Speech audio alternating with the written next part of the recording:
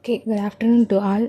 I am Arya Munarani, Assistant Professor of Sri Kaleshwari College, Sivahasi, Department of BCA. Today we are going to discuss about SIC topic in operating system. So first of all, what is SIC? It is a hypothetical computer. While it's not a physical machine you can buy, it includes all the hardware features found on real computers. There are two versions, the standard SIC, the basic model SIC XE, the extra equipment or extended version, which is more powerful and expensive. First one is architecture view. To understand how this computer works, we have to look at its architecture. This includes how it handles memory registers, data formats, instruction formats, addressing modes, instruction sets, and how it manages input and output. First one is memory. Let's look at memory. The SIC has 32,768 bytes of memory, which is 2 power 15 bytes. It uses 8-bit bytes. A word is formed by 3 consecutive bytes, totaling 24 bits. It follows the little Indian system storing data. Next one is registers. Registers are small fast storage locations inside the CPU. In the standard SIC, there are 5 registers and each one is 24 bits long. First one is accumulator. Accumulator is used for arithmetic operations, and next one is index register. It is used for addressing, and linkage register stores return addresses for subroutines. And next one is data formats. How is data stored? Integer are stored as 24-bit binary numbers. For negative values, the computer uses 2's complement representation. And the standard SIC has no floating point hardware. It only handle integers. And next one is instructions format. Every instructions the computer follows has a specific structure.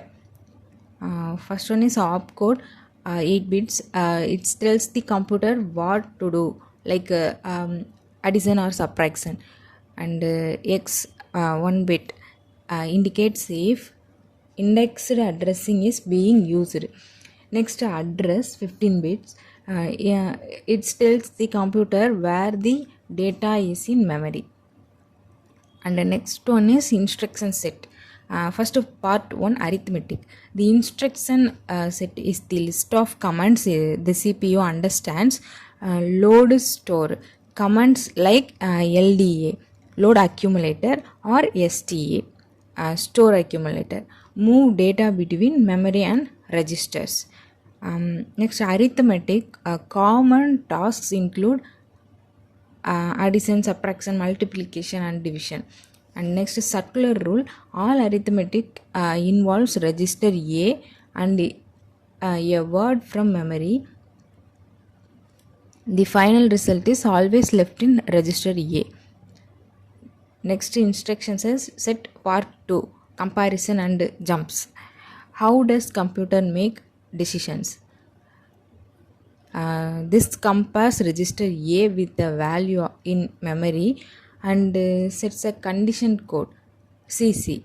Condition jumps based on the CC. The computer can jump to different part of the program using JLT or JGT. Next one is input output. Data is moved 1 byte at a time through the rightmost 8 bits of register A. We use TD to see if a device is ready, then RD or WD to move a data. And next one is data movement. The most common form of data movement involves words. In SIC, a word consists of 3 bytes, 24 bits. We can use specific instructions to move these words. First, loading. LDA loads a word from memory into the accumulator. And the next, LDX loads a word into the index register. LDL loads a word into a linkage register. This is all for the loading and storing.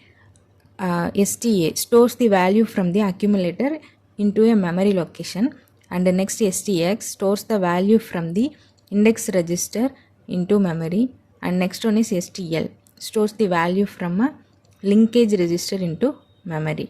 And thank you everyone.